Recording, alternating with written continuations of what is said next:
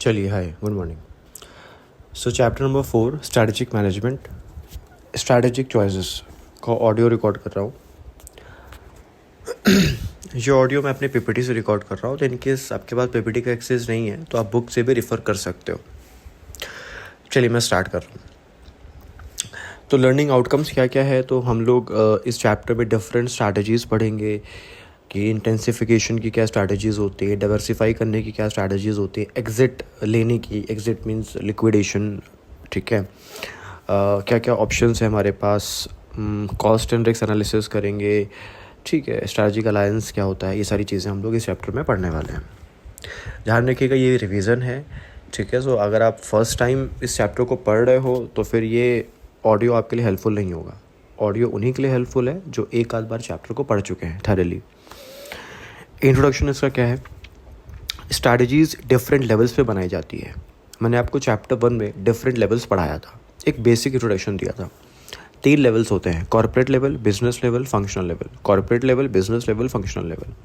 तो strategies different level से बनाई जाती है। जैसे अगर मैं बात करूँ शॉर्ट में, तो कॉर्पोरेट लेवल 4 स्ट्रैटेजीज़ बनाता है: stability, expansion, retrenchment, combination.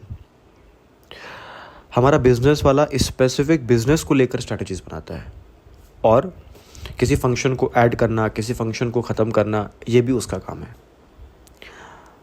Functional managers अपनी स्पेसिफिक फंक्शंस को लेकर स्ट्रैटेजीज़ बनाते हैं। जैसे एचआर वाला अपनी फंक्शंस को लेकर स्ट्रैटेजीज़ बनाएगा, सेल्स वाला अपनी फंक्शंस को लेकर स्ट्रैटेजीज़ बनाएगा। तो ये सारी चीज़ें हमने चैप्टर 1 में एक रफ वे में पढ़ी थी। तो levels of organisation, corporate level, business level, functional level. हमने चैप्टर 2 में पीएलसी पढ़ा था। पीएलसी मतलब प्रोडक्ट लाइफ साइकिल। तो जैसे प्रोडक्ट लाइफ साइकिल होता है वैसे बिजनेस लाइफ साइकिल भी होता है। जैसे प्रोडक्ट लाइफ साइकिल होता है वैसे बिजनेस लाइफ साइकिल भी होता है। बिजनेस लाइफ साइकिल में वही 4 स्टेज जो सेम हमने पीएलसी में पढ़ी थी: इंट्रोडक्शन, ग्रोथ, मैच्योरिटी, डिक्लाइन।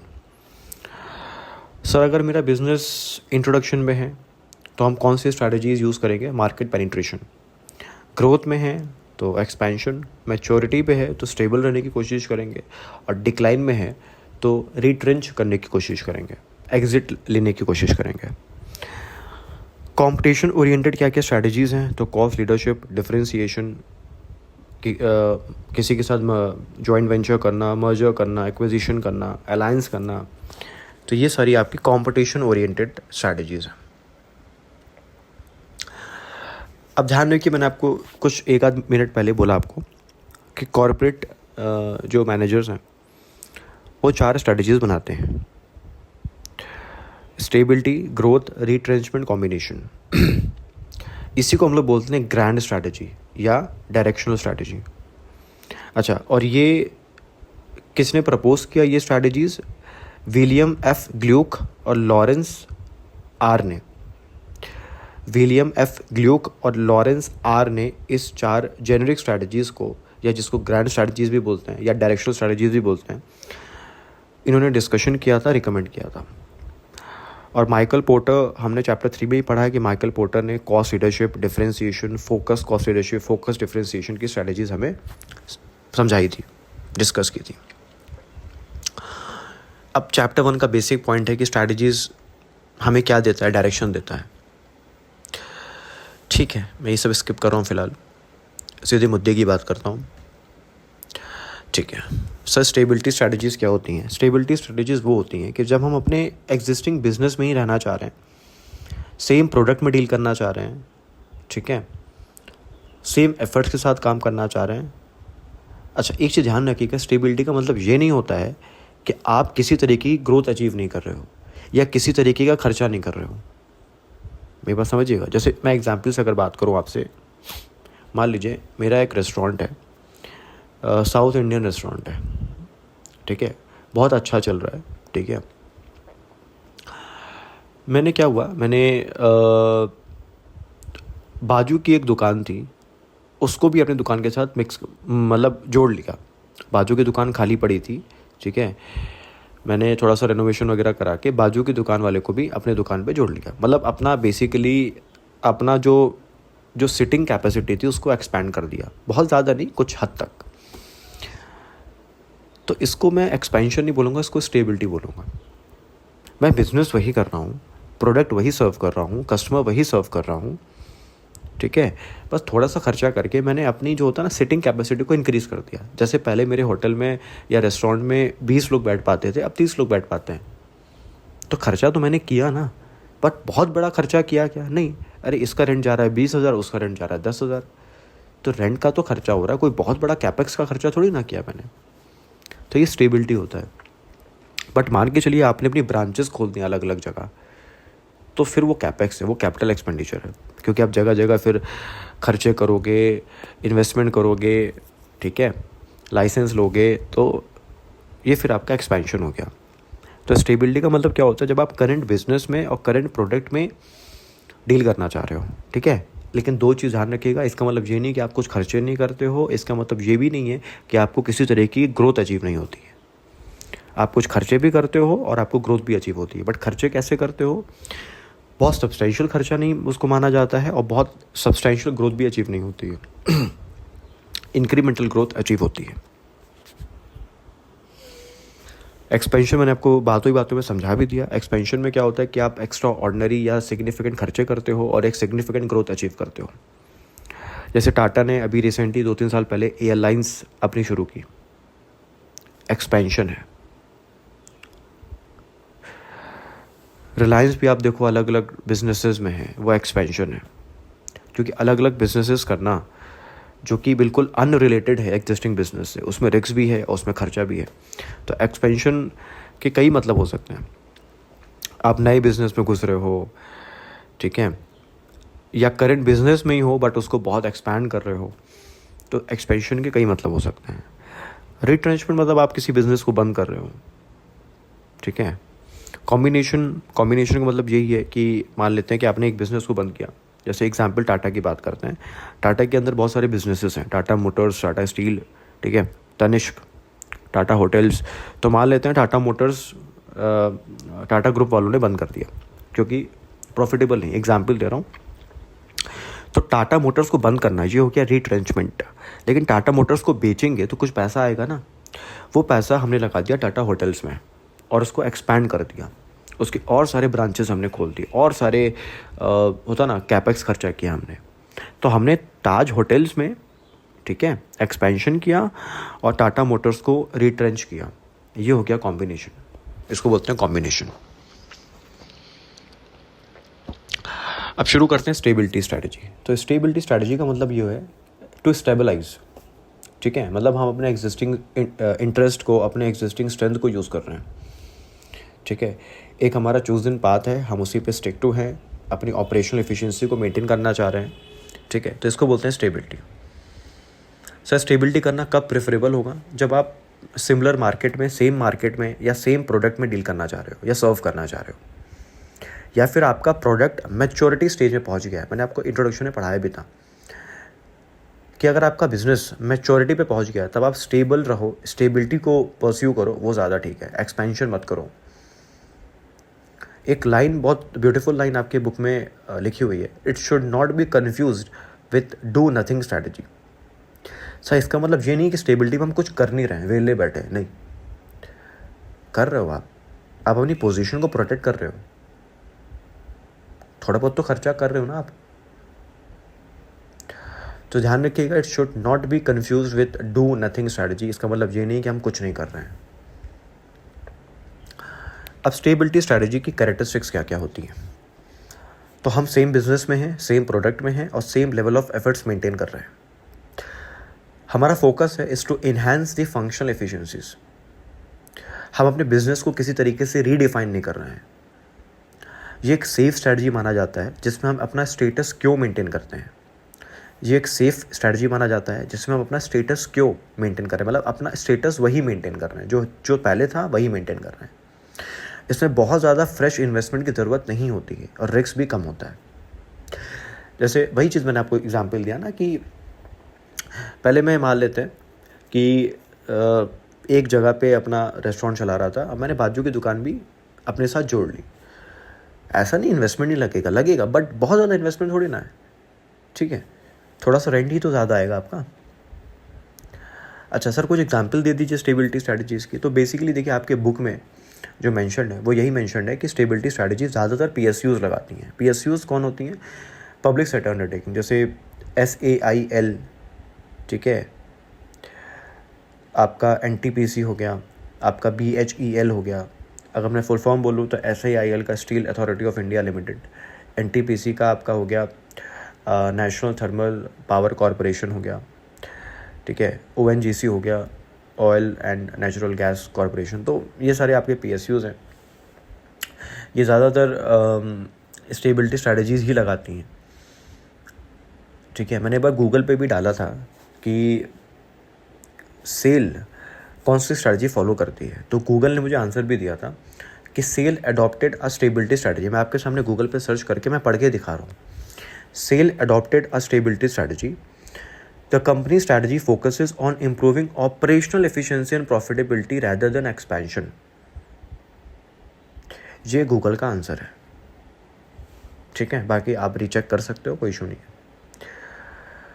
तो स्टेबिलिटी करने के रीजंस क्या क्या है मैंने आपको वैसे बोल दिया कि हमारा जो प्रोडक्ट है मैच्योरिटी स्टेज पे आ गया है, हम कंफर्टेबल हैं अपनी प्रेजेंट सिचुएशन से, हम बहुत ज़्यादा एक्सपेरिमेंट्स नहीं करना चाह रहे हैं, हम जिस इन्वायरमेंट में है इस समय वो अनस्टेबल है। ध्यान रखिएगा, अनस्टेबल है इन्वायरमेंट। अनस्टेबल का क्या मतलब है? मान लेते हैं कि अभी बाहर वॉर चल रही है या बाहर किसी तरीके का कोई पैंडमिक है, जैसे अभी बीच में कोविड आया था।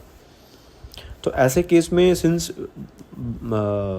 वर्ल्ड वॉर चल रही है, कुछ भी है, किसी तरीके की वॉर चल रही है या कोई इमरजेंसी की सिचुएशन है हमारे देश में या किसी तरह की कोई पैंडमिक है, तो ऐसे केस में आप इन्वेस्टमेंट ना करो।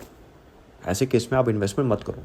जब थोड़ा सा मार्केट स्टेबल हो जाए, थोड़ा सा चीज़ें नॉर्मल हो जाए, तब आप एक्सपेंशन करो।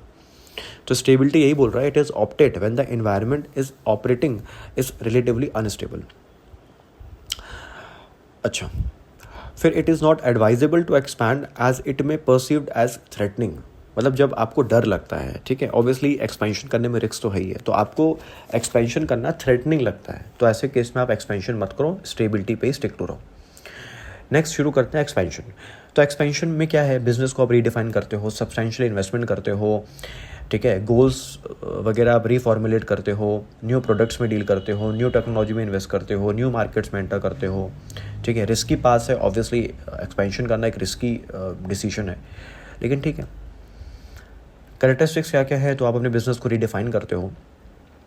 It is the opposite of stability, obviously ये अपोजिट है। इसमें आप अपने बिजनेस को फ्रेश इन्वेस्टमेंट देते हो, नए बिजनेस देते हो, ठीक है। एक हाईली वर्सटाइल स्ट्रैटेजी है, ठीक है। इसमें हम लोग दो स्ट्रैटेजीज़ को फॉलो करते हैं, इंटेंसिफिकेशन, डाइवर्सिफिकेशन। क्या क्या? Intensification, diversification. अभी लेटर ऑन मैं इंटेंसिफिकेशन को समझाऊंगा क्या होता है। फिलहाल आप ये ध्यान रखिएगा कि जो हमारी एक्सपेंशन है उसमें हम दो स्ट्रैटेजी को फॉलो करते हैं, इंटेंसिफिकेशन, डाइवर्सिफिकेशन। अच्छा, अब एक्सपेंशन करने के क्या क्या रीजंस हैं? सर, हम जिस इन्वायरमेंट में हैं वो इन्वायरमेंट हमसे डिमांड कर रहा है इंक्रीज इन पेस।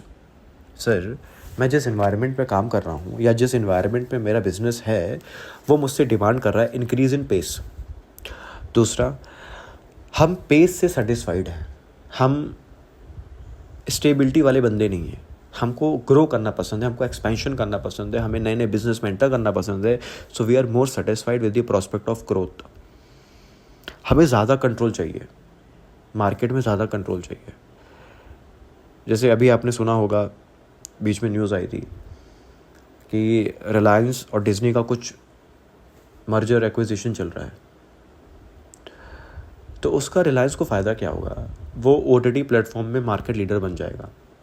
देखिए, टेलीकॉम में तो लीडर है ही है, रिलायंस टेलीकॉम में लीडर तो है ही है।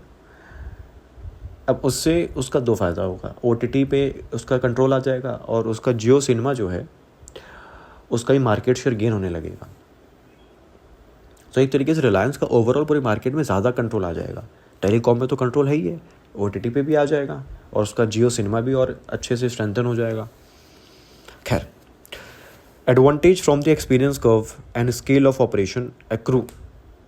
इसका क्या मतलब हुआ? मान लेते मेरे पास एक मशीन है, उसकी कैपेसिटी है 1 लाख, मतलब वो 1 लाख यूनिट्स बना सकती है, प्रोड्यूस कर सकती है।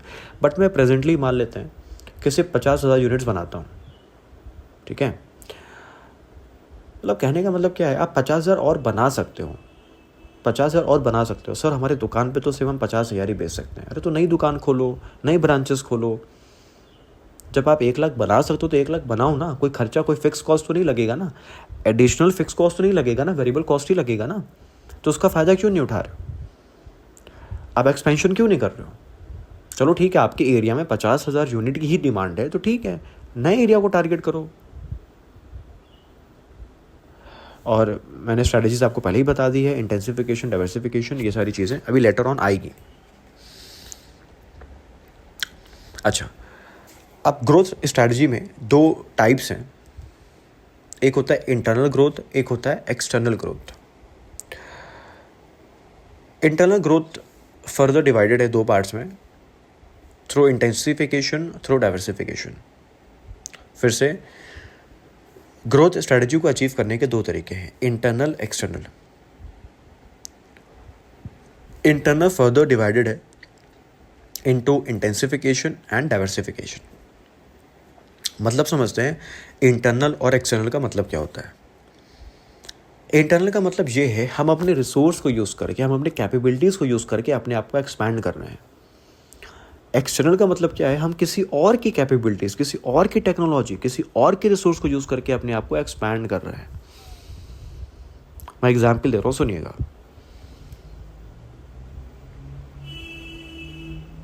सन फार्मा ने रैनबैक्सी को एक्वायर किया।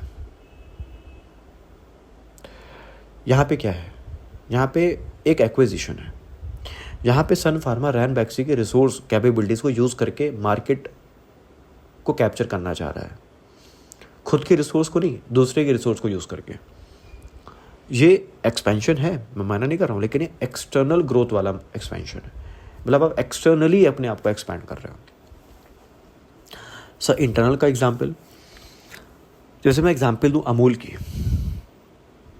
अमूल क्या करता है, अमूल कहता है कि ऐसा करते हैं, आप किराने की दुकान पे हम लोग अपने दूध को डिस्ट्रीब्यूट नहीं करेंगे, हम ऐसा करते हैं, हम अपना एटीएम लॉन्च करते हैं, अमूल एटीएम। ठीक है, हर एक एरिया में एक अपना एटीएम सेट करेंगे। ठीक है, और उसमें क्या होगा कि जिसको दूध चाहिए, दही चाहिए, मतलब जो भी डेयरी प्रोडक्ट्स होते हैं, पनीर, दूध, दही, छाछ, लस्सी, जो भी किसी को चाहिए, उसमें ऑप्शन रहेगा, आप उसमें पैसा डालें और आपका प्रोडक्ट आपको मिल जाएगा। तो यहाँ पे अमूल किसी के साथ मर्जर नहीं कर रहा है, किसी के साथ एक्सपेंशन नहीं कर रहा है, किसी के साथ एक्विजिशन नहीं कर रहा है। अमूल खुद से, खुद का पैसा लगा के, खुद के रिसोर्स को यूज़ करके अपने आप को एक्सपैंड कर रहा है। अब बताइए एक्सपेंशन हुआ कि नहीं? बिल्कुल एक्सपेंशन हुआ। ये एक्सपेंशन ही है भाई, इसमें सब्सटैंशियल खर्चे लगेंगे, अलग अलग जगह एटीएम लॉन्च करना बहुत बड़ा खर्चा लगेगा, लेकिन इससे फ़ायदा क्या होगा, इनका सेल्स बहुत ज़्यादा बढ़ जाएगा। खैर, तो इंटरनल एक्सटर्नल समझ में आ गया होगा। अब मैं एक बार फोकस करता हूँ इंटेंसिफिकेशन पे और डाइवर्सिफिकेशन पे। देखिए फिर से मैंने आपको समझाया, ग्रोथ अचीव करने के 2 ऑप्शन हैं, internal, external. Internal further 2 parts में डिवाइडेड है, इंटेंसिफिकेशन, डाइवर्सिफिकेशन। अब एक बार समझते हैं इंटेंसिफिकेशन क्या है और डाइवर्सिफिकेशन क्या है। इंटेंसिफिकेशन में 3 तरीके हैं आपके पास, market penetration, product development, market development. Intensification में आपके पास 3 तरीके हैं, market penetration, product development, market development. Market penetration का मतलब क्या है, आप अपने मार्केट को पेनिट्रेट करना चाह रहे हो, मतलब आप सेम प्रोडक्ट को सेम मार्केट में बार बार बेच रहे हो, कुछ नए फ्लेवर के साथ। सेम प्रोडक्ट, सेम मार्केट, इसको बोलते हैं मार्केट पेनिट्रेशन। अब एक होता है प्रोडक्ट डेवलपमेंट, आप सेम मार्केट को ही सर्व कर रहे हो, लेकिन आपने एक नया प्रोडक्ट लॉन्च कर दिया, आपने एक नया प्रोडक्ट लॉन्च कर दिया। जैसे अमूल घी, मान लेते हैं अमूल पहले घी नहीं बनाता था, एग्जाम्पल दे रहा हूँ मैं, अमूल ने अमूल घी लॉन्च कर दिया। मार्केट तो वही है ना, मार्केट वही कैसे, मतलब जैसे मान लेते हैं अमूल का दूध जो कंज्यूम करता था या अमूल का छाछ जो कंज्यूम करता था, क्या वो घी खरीदेगा? बिल्कुल खरीदेगा। आप मेरी बात समझिए, सेम मार्केट है, न्यू प्रोडक्ट है, मतलब कस्टमर वही है भाई। जो अमूल का दूध पी रहा है, जो अमूल का छाछ पी रहा है, तो क्या कहीं ना कहीं वो सेटिस्फाइड होगा ना प्रोडक्ट की क्वालिटी से, तो क्या वो घी नहीं खरीदेगा? बिल्कुल खरीदेगा। एक होता है मार्केट डेवलपमेंट। मार्केट डेवलपमेंट का मतलब क्या है? Same product but new market. Same product new market. Amul ने अफ्रीका में दूध सप्लाई करना शुरू कर दिया। क्या मार्केट सेम है? सर बिल्कुल मार्केट अलग है, बिल्कुल मार्केट अलग है। खैर तो इंटेंसिफिकेशन के 3 तरीके हैं: market penetration, product development, market development. Market penetration का मतलब same product same market. Product development का मतलब क्या होता है? Same market new product. Market development का मतलब सेम प्रोडक्ट न्यू मार्केट। एक होता है डाइवर्सिफिकेशन। डाइवर्सिफिकेशन क्या होता है? New product new market, new product new market. मतलब आप एक नया प्रोडक्ट बना रहे हो और नए मार्केट में जा रहे हो। New product new market. जैसे एग्जांपल, टाटा ने अपनी एयरलाइंस लॉन्च की। टाटा ने अपनी एयरलाइंस लॉन्च की। टाटा के पॉइंट ऑफ व्यू से एक नया बिजनेस है, एक नया प्रोडक्ट है। मार्केट भी अलग होगा भाई। अभी तक जो टाटा के कस्टमर थे, हो सकता है वो एयरलाइन की सर्विस ना ले पाए। मेरी बात समझिएगा, हो सकता है वो एयरलाइंस की सर्विस ना ले पाए। जरूरी थोड़ा ना कि जो टाटा की चाय पीता है या जो टाटा नमक यूज़ करता है, ज़रूर छोड़ना कि वो एयरलाइंस की सर्विसेज ले। सबके लिए पॉसिबल थोड़ी ना है एयरलाइंस की सर्विस ले पाना। तो ये हो गया न्यू मार्केट न्यू प्रोडक्ट। इसको बोलते हैं डाइवर्सिफिकेशन। अच्छा, फिर डाइवर्सिफिकेशन फर्दर 3 कैटेगरीज में डिवाइडेड है: कॉन्सेंट्रिक डाइवर्सिफिकेशन, कॉन्ग्लोमेरेट डाइवर्सिफिकेशन और expansion through innovation. Diversification further 3 categories में डिवाइडेड है: कॉन्सेंट्रिक डाइवर्सिफिकेशन, कॉन्ग्लोमेरेट डाइवर्सिफिकेशन और एक्सपेंशन थ्रू इनोवेशन। कॉन्सेंट्रिक का मतलब क्या होता है कि आप रिलेटेड बिजनेस में ही, ठीक है, आप रिलेटेड बिजनेस में ही अपने आप को डाइवर्सिफाई कर रहे हो। कॉन्ग्लोमेरेट का मतलब क्या होता है? आप किसी अनरिलेटेड बिजनेस में अपने आप को डाइवर्सिफाई कर रहे हो। जैसे टाटा ने एयरलाइंस लॉन्च किया, शुरू किया। एक होता है एक्सपेंशन थ्रू इनोवेशन, मतलब आप लोगों को अट्रैक्ट कर रहे हो, आप नए नए कस्टमर को अट्रैक्ट कर रहे हो थ्रू इनोवेशन। थ्रू इनोवेशन, कुछ नया करके, इनोवेशन। अच्छा, कॉन्सेंट्रिक में फर्दर 2 क्लासिफिकेशन है: वर्टिकली इंटीग्रेटेड और हॉरिजेंटली इंटीग्रेटेड। मैंने क्या बोला? वर्टिकली इंटीग्रेटेड और हॉरिजेंटली इंटीग्रेटेड। वर्टिकली का सिंपल सा मतलब ये है कि आप एग्जिस्टिंग बिजनेस में ही हो, ठीक है, आप एग्जिस्टिंग बिजनेस में ही हो, बट आप थोड़ा सा फॉरवर्ड या बैकवर्ड मूव कर रहे हो।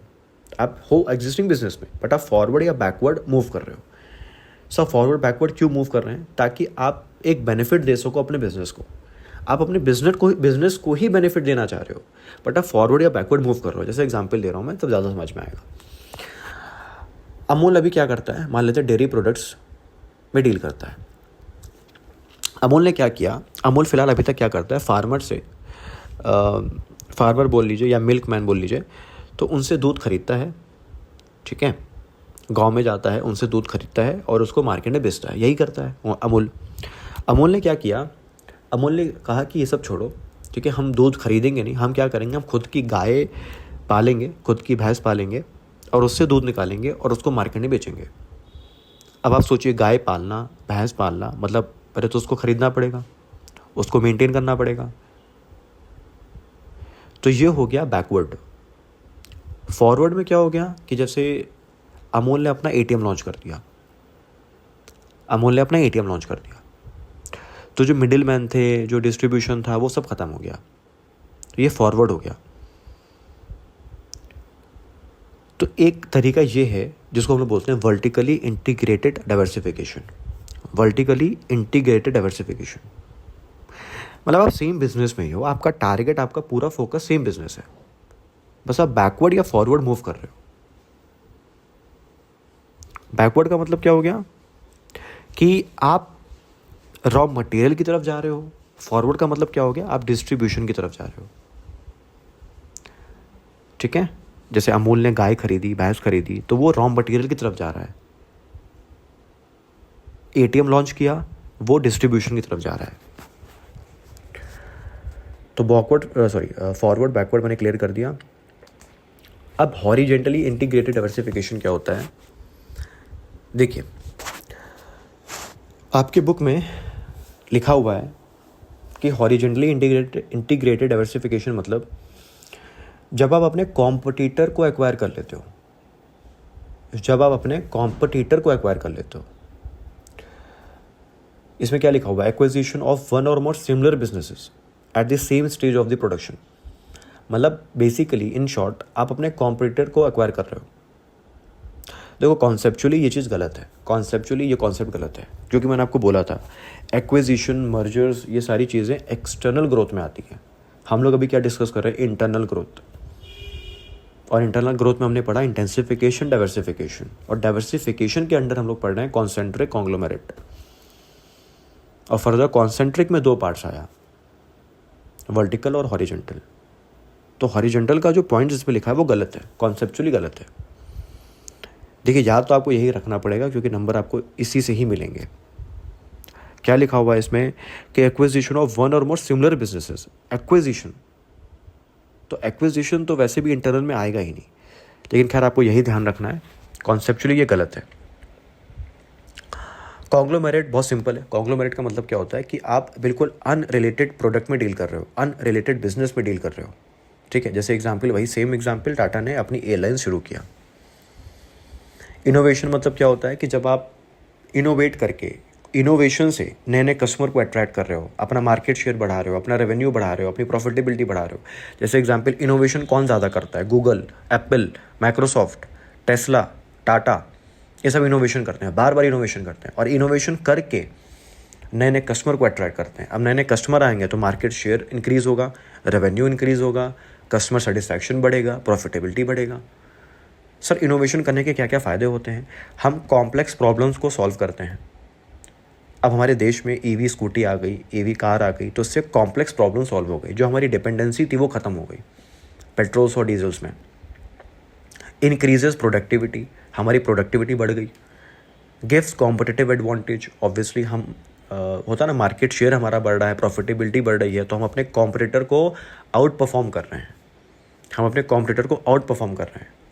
हम अपने कॉम्पिटिशन को हरा रहे हैं। एक तरीके से हमको एक कॉम्पिटिटिव एडवांटेज मिल रहा है।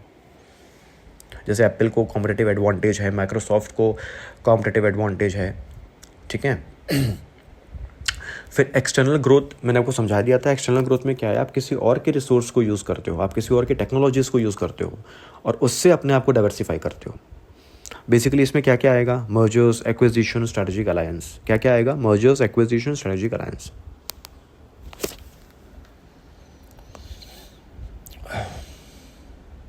एक्विजिशन का मतलब क्या होता है, हम किसी को एक्वायर कर लेते हैं, हमारा सिग्निफिकेंट कंट्रोल आ जाता है उसमें। मर्जर का मतलब क्या होता है, हम लोग एक साथ मिल के काम कर रहे